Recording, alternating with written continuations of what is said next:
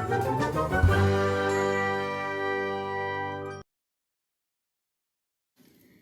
everyone! Today I'm going to be reading you a bedtime story called Far Away Across the Sea, and Brownie, my friend, is going to be listening as I read. Say hello, Brownie! Chapter 5, A Secret Encounter. The squirrel was walking through the woods one day when he bumped into the elephant. Which of us wasn't looking where we were going? The elephant asked. A bump was appearing on his head.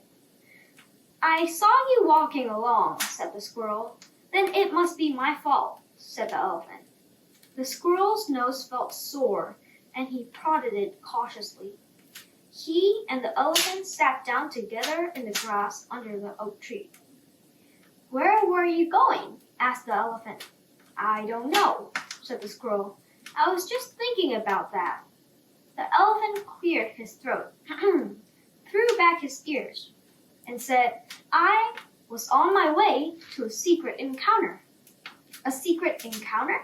The squirrel asked in surprise. Yes, said the elephant. A secret encounter. Who with? Asked the squirrel.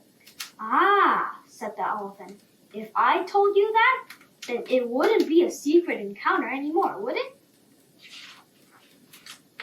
What are you going to do at this secret encounter? Asked the squirrel. I see where you're doing, said the elephant, smiling broadly. You're trying to catch me out, but I won't fall for it.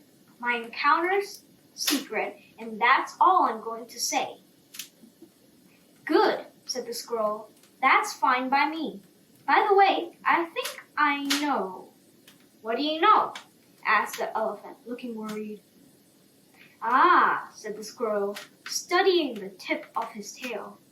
That would be telling. The elephant gave a loud laugh. Oh, squirrel, he said, you're so predictable. You're just trying to catch me out again. The beetle already warned me about. He fell silent, and a black look crossed his face. The squirrel continued to gaze at the tip of his tail. I had a secret encounter with someone else, said the elephant, not the beetle. Do you understand? Yes, said the squirrel. Do you swear? The squirrel thought for a moment, then said, yes, you have a secret encounter with someone else, not the beetle.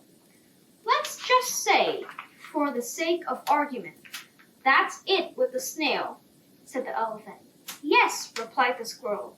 Let's say that. The elephant sat there looking dejected. His gray back was more crooked than usual, and there were at least 100 wrinkles on his trunk. What kind of secret encounter are you having with the snail? No, said the elephant. You'll never get that out of me, never. The squirrel and the elephant sat in silence under the oak tree for a long time. The sun shone down through the leaves and the dust and appeared to dance in the air above the bushes. The butterfly sat on a nearby branch, apparently deep in thought.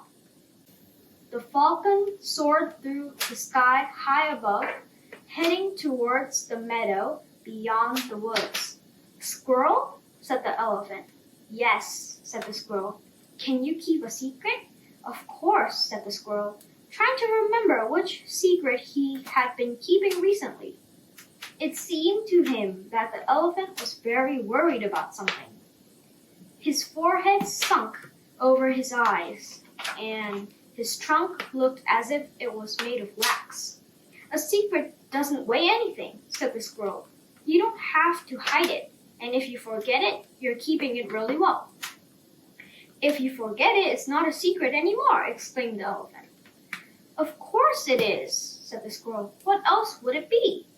It would be nothing, said the elephant very softly. And that's awful. The elephant's thoughts were all tangled up.